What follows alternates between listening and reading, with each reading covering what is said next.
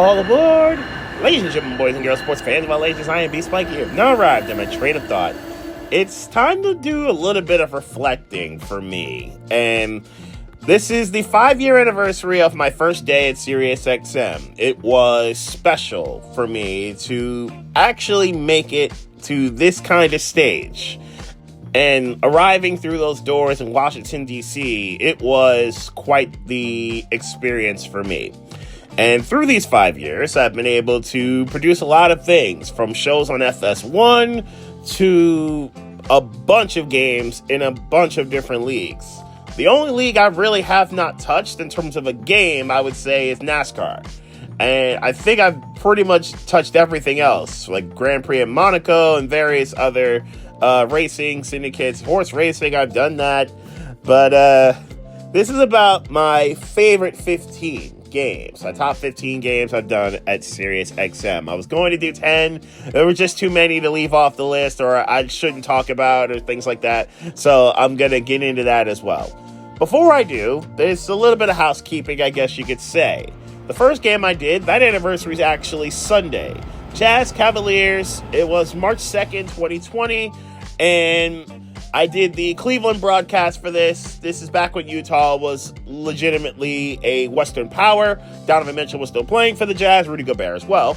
And this was a relatively easy win for Utah. And honestly, this game is more so about it. Oh, this is just my first game, as opposed to, oh, this game was an exciting one, to be honest. But Utah got the dub. It was relatively easy for them, and now I can get to the honorable mention game, the game that would have been 16th, if you will.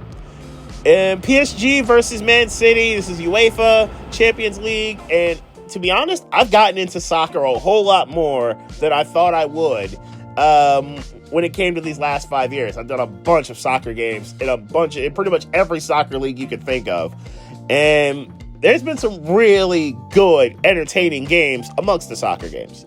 This one happened on January 22nd of this year between Man City and PSG. Man City jumped on PSG early with 2 quick goals, and just when it looked like Man City was going to continue their dominance, PSG said, that's enough of that. Mbappe and company started to dominate people and take care of business. They scored 4 unanswered and won this game 4-2 in what was really, really entertaining soccer. One game I wish I kind of did was Real Madrid versus Man City a couple of weeks ago, where Real Madrid had 2 goals late to steal the game from Man City and basically take their souls away in the UEFA tournament, which has been really fun. But yeah, soccer I've really picked up as a sport that I'm truly paying attention to over the last few years. And this is most of the leagues. This is the UEFA, this is Premier League, this is the FA Cup, and obviously MLS. I've really picked up and paid attention to a lot of those leagues over the last few years, and I'm looking forward to what's coming up next. Number 15, SmackDown. This is November 15th, 2024. This is the Punk and Paul Heyman returns back-to-back. This was really building up to what was going to be War Games in about 10 days later, 9 days later, if you will. And the Wise Man returns after getting put through a table in the Garden. And then we get CM Punk returning about 2 minutes later, as Punk was given a favor by Paul to join Roman and the OG Bloodline at Survivor Series. And then obviously the epic stare down that you're seeing here with Roman Reigns, CM Punk, and the Wise Man in the middle of it all, pulling all the strings, if you will. An incredibly entertaining moment of SmackDown, and I did a bunch of them in the fall, and I hope to do some more of them coming up. But this wasn't better than what happened on January 3rd of this year. This is number 14 on the list, Tiffy time. Tiffany Stratton cashes in the Money in the Bank, and it was a special cash-in. This was one of the better cash-ins, I would say, and amongst the women, I would say maybe Carmella's was better, but aside from her, it's hard to find a better cash-in for the women. Tiffany keeps the streak alive of all the women cashing in Money in the Bank successfully, as with a little bit of an assist from Bianca Belair. When, my goodness, is she strong. Bianca with the KOD to Nia, and then Tiffany cleared the runway so that she could do the prettiest moonsault ever and win the WWE Women's Championship, and the building went completely insane. This was after a really good Women's Championship match between Nia and Naomi, and the second really good championship match that Nia and Naomi have had in the fall when Nia was champion. A really, really good moment in time for Tiffany to cash in MITV. Number 13 on the list, Rangers Islanders Stadium Series. This was the NBC broadcast, and actually the SmackDown ones technically were NBC Universal. They were USA technically, but y'all get the idea. And I did them all three on the NBC Sports Channel. This was a wild, wild comeback for the Rangers at MetLife Stadium, as the Islander power play and penalty kill were both terrible. It was the latter that really did the Islanders in here. The Rangers scored 3 or 4 goals on the power play, and they were all relatively easy for the Rangers, as talented as that team was in last season. The Rangers scored 2 in 5 minutes to tie the game, and it scored a crazy overtime goal to win the game at MetLife Stadium and take over the building for a day. This was a really good time. I wish I went to the Flyer Devil game the night prior. Then again, maybe I don't, because the Flyers got destroyed by the Devils. That was not a fun game. But anyway, the Rangers taking care of business. You will hear from the Rangers later on in this countdown. Number 12 on this countdown, No Jojo. Joe Musgrove delivers for his hometown Padres, the first no-hitter in San Diego Padre history. I did the Padre broadcast for this, and you could feel the emotion that they had. By they, I mean Jesse Agler, Tony Gwynn Jr., the two guys doing the game, and you can feel it as they were going through it, as they were watching everything go down, as the fans in the building were watching everything go down. I could hear it from the crowd in Arlington that night, and how special that was for them, because they had never had one of these, obviously. And ironically, Musgrave has the other no-hitter in their history. He did it in DC. I didn't do that game, but I did do this one. The Padres got their runs relatively early, and it was obvious that the Padres were going to actually win this game, but it was just a matter of, would Musgrave complete history? And he did. He did just that. And the building goes nuts, and Agler goes nuts, and Gwynn goes nuts, and it was a special night for the hometown kid as Joe Musgrave pitches the no-hitter, and it was a special night on April 10th, 2021, as San Diego finally joins the no-hit club. Number 11. I mentioned that the Rangers were going to be later on in this countdown. Here it is. Rangers, Hurricanes, Game 6, 2024 Eastern semifinal. I did the Rangers broadcast for this and kind of became somewhat of a Rangers closer last playoffs. And I did the Game 4 with the Capitals, and okay, that was obvious. They were going to destroy the Washington. Washington just wasn't ready for that life. This year, they might be way more than ready for that life, as the Rangers may not be. But we ain't talking about that right now. What we are talking about is the Rangers destroying the Capitals in that game, but this one was a far greater challenge, as Carolina was down 3-2 in their barn and rally and came out swinging. And they jumped on the Rangers early on. It was a dramatic game. They were up 2 going into the third period. They even hit a couple of posts. So this league could have been even worse for the Rangers to try to come back from. But Carolina held it together, and the Rangers held it together as well. And then we got an all-time performance by Chris Kreider, who went on with a natural hat trick in the third period to snatch the game from Carolina and take this game down in Game 6. The Rangers would add an empty netter later on in the period, but this was a dramatic performance by Chris Kreider to save the day for the Rangers and get them to the Eastern Conference Final.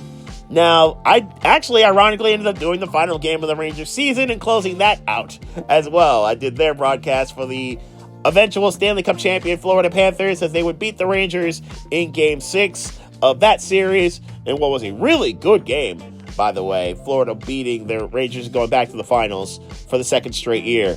But this game was really special for Chris Kreider to have the performance that he did. It was a one-of-one type performance. Well, maybe not one-of-one, because Mark Messier kind of did that in a different Game 6. But it was just a special performance by Chris Kreider, a natural hat trick.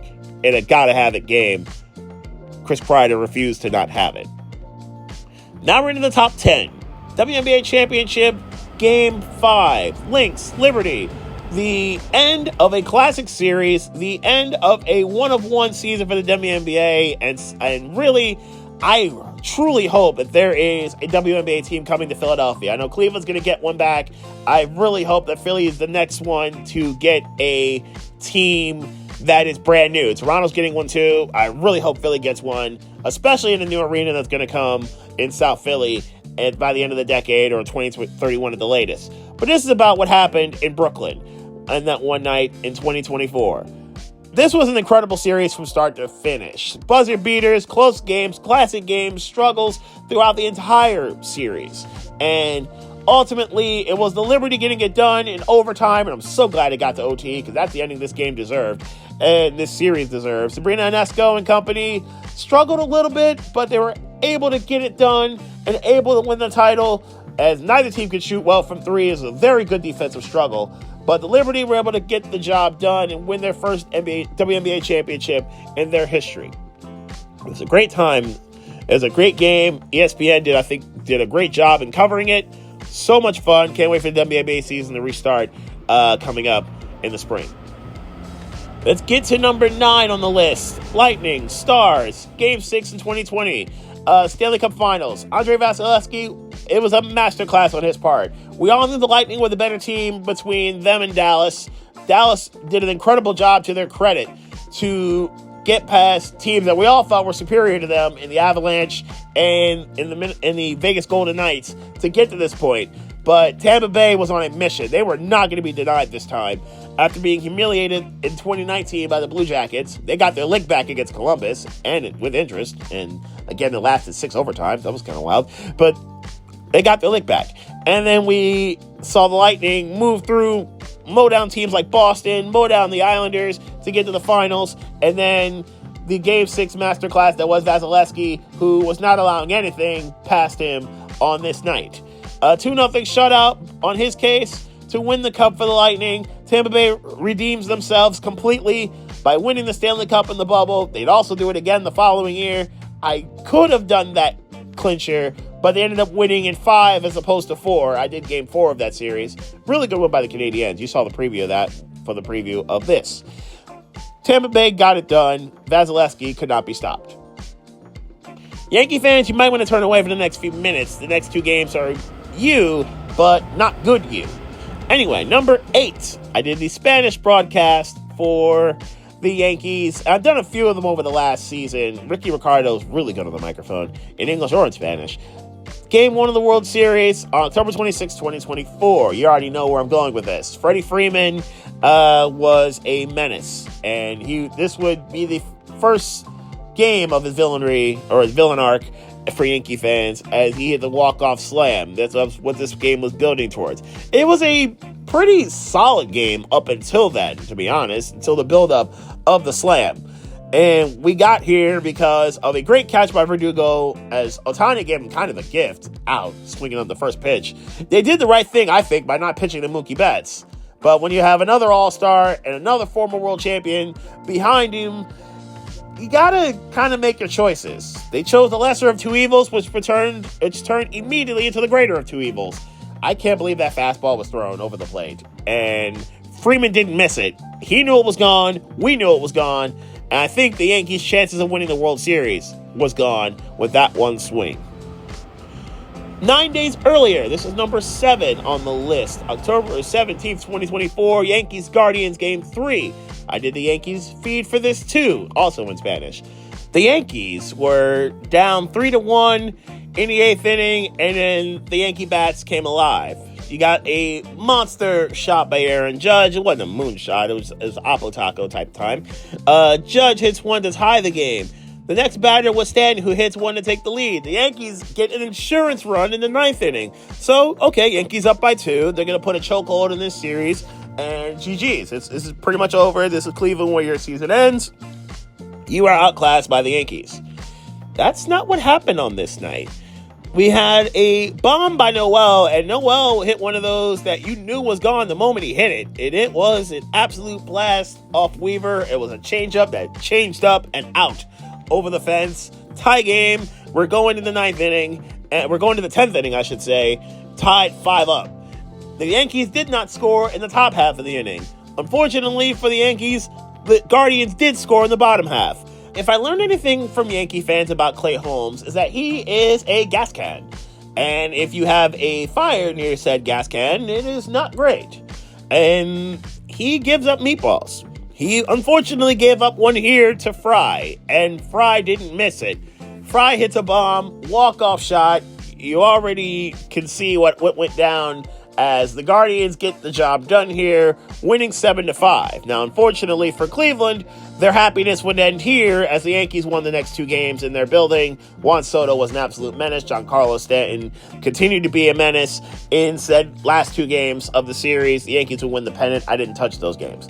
But the game in question here was dramatic, and it was entertaining, and it was fun, and it was a Guardians win. A special night at the Jake. I'm not calling it Progressive Field. No one should do that. Next up, number 6. I'm done picking on the Yankees. Oklahoma, Texas, 2023. A classic battle. The Red River Shootout, Red River Rivalry. I don't care what you call it. The point is, you can call this game a classic. Dylan Gabriel and company got this job done against a Texas team that was very good, but ultimately the Sooners were a drive better. Gabriel to Anderson to close it out. This back and forth battle between the two rivals. I'm so glad this is continuing in the SEC, even though Texas blew their doors off last year. That was quite the beatdown. But anyway, great performance by the Sooners to get this one done, to beat Texas, and to be the final game in the Big 12 between the two against each other. Number 5, we're going to go to the top 5 now. This game literally ended 2022 and was the last game, obviously, I did in that year. I started 2022 doing the Jackson Smith and Jigba game, where he had 300 yards receiving and pretty much put his name on the map. I end 2022 doing another Buckeye broadcast. That was the Rose Bowl against Utah, by the way. And doing this broadcast with Ohio State, and it's against Georgia in the Peach Bowl. Effectively a home game for Georgia, as we know. This was a really good show up and show out performance by Marvin Harrison Jr. We all figured he was a really good player, and he was the best player on the field until he got concussed in the third quarter. C.J. Stroud might have been second best. Stroud had a very good game that night, and quite honestly, there were moments where Ohio State's offense couldn't be stopped, even though Georgia's got basically an NFL defense on the field at this time. Georgia would find a way back in. Stetson Bennett and company would find a way to get back into this game, to make this game happen, to win this game eventually. This was a great performance by Georgia, and it came down to the very end. Ohio State got the ball back. They drove down the field as literally, and somebody did a great job of syncing up all the broadcasts from this game and the ball dropping as we end 2022's calendar year and getting to the 2023 year, where Ohio State kicks the ball. The kick goes left immediately off his foot. You can tell it's left off his foot. Everybody could tell it was going to go left off his foot. And Ohio State's broadcast couldn't get to the commercial break fast enough, which was good, so it allowed me to exit stage right off the broadcast. Georgia wins the game, obviously wins the title the following week, and this was a dramatic battle to effectively determine who was winning the championship, because both teams were way better than TCU was. No disrespect to TCU, but you were obviously outclassed by Georgia and probably would have been outclassed by the Buckeyes in a similar light. Number 4, Phillies, Astros, Game 1 of the World Series. I did this one in Spanish as well, the Spanish broadcast for this. And this was a battle of a team in the Phillies who made an improbable run. Nobody saw this coming after so many years of not making the playoffs, and then going through the world champions in the Braves and beating a Padres team that a lot of people had believed in. But the Phillies were able to make their run and get to the Fall Classic once again, as opposed to the Astros, who were wire to wire the best team in baseball. The last team to beat them in that regular season was the Phillies. The last team to beat them in the playoffs was the Phillies. The Phillies were the only team to win against the Astros in this time period. And this was a really dramatic game from the rip. Houston did jump on the Phillies early. 5-0 lead on the Phillies. Justin Verlander was doing his thing, and things were good for Houston. And then we saw World Series Justin Verlander, which up to this point was not good Justin Verlander. He got beat up in a lot of World Series games up until this point. Pretty much every World Series game up until this point that he ever been in, whether Astros or Tigers. It was not great for him. This game would follow suit, as the Phillies would get all 5 of the runs back. They would do so not with the long ball. That would be game 3. They would do so with just good contact hitting. They would get with base-to-base baseball. They would take advantage of their opportunities, yes, but it wasn't with the long ball. Not until the end. We got the great catch by Nick Castellanos to save the game in the bottom of the 9th inning, similar to the Braves game, similar to a catch he made in game 3, and it really set the tone for that night. And then the Phillies bats basically bludgeoned Lance McCullers over the head. But that's game 3. I didn't do that game. And we'll get to the 10th inning of this game 1, where JT Realmuto hits the home run to take the lead, and the Phillies would survive and hold on 6-5 to win this game. Yes, Houston was the better team. Yes, Houston ended up winning this series. But games 1 and 3 were incredibly fun and incredibly dramatic. Game 5 was too. I ended up doing that game as well, but for the Astro broadcast. But it was fun for them. I will say that. Not necessarily fun for me as a fan, but it was fun for me to do. Number 3, Coach K's final game in 2022. That Final Four, North Carolina versus Duke. A dramatic battle that came down towards the end. UNC, just like they did about a month earlier when they went to Cameron Indoor and shut that place down for Coach K and that senior night. It was a really bad time for Duke to lose that game in Cameron Indoor and then eventually lose this game here, the Final Four. It was not great. I did also do, as a side note, Jay Wright's final game, as Jay Wright closed his college career with a beatdown loss to Kansas, who eventually did win the title. But this was a good twofer that night to do the Final Four in 2022 and to have both those legends go out with actually me doing broadcasts for the Westwood One feeds. Special moments for the special 4 hours, I would say, for me to do those 2 games. Number 2, Celtics Heat, Game 6, 2023. This probably shouldn't have gotten to 6 games, yet it did, and further. Let's talk about it. It got to the first 3 games where Miami was just the better team. Jimmy Butler was living rent-free in Robert Williams' head. This was a bludgeoning, and for the most part, for games 1 through 3, by the Heat to the Celtics, as Miami's 3-point shooting was absolutely ridiculous. And then Game 4 happens. Okay, Boston wins. Cool. You expect them to win Game 5, too. They did, at home. And now we get to Game 6, and this game was fun and dramatic. This game was really, really good. And we get to the end, where both teams went back and forth. Jimmy Butler trading buckets, and obviously Jaylen Brown and Jason Tatum doing their thing. But then we get to the end. Miami's up by 1. Boston's got the ball. Boston misses the shot. But then the presence of mind by Derek White to see that the ball is going to go left and then tip the ball up and in before the clock runs out, before the buzzer turns on, to win the game and snatch the game. And then the Boston Celtics radio feed, which I did that for that night, they went absolutely insane for said moment in time. It was, as advertised, Game 6 was between these 2 Eastern rivals. Boston wins this game, and then we get to the most anticlimactic Game 7 of all time, as the Miami Heat absolutely bludgeon the Celtics and win their 3rd game in Boston in that series. But this Game 6 is the one I think a lot of us are going to remember, the fact that Boston was able to win this game the way they did. And then we get to number 1.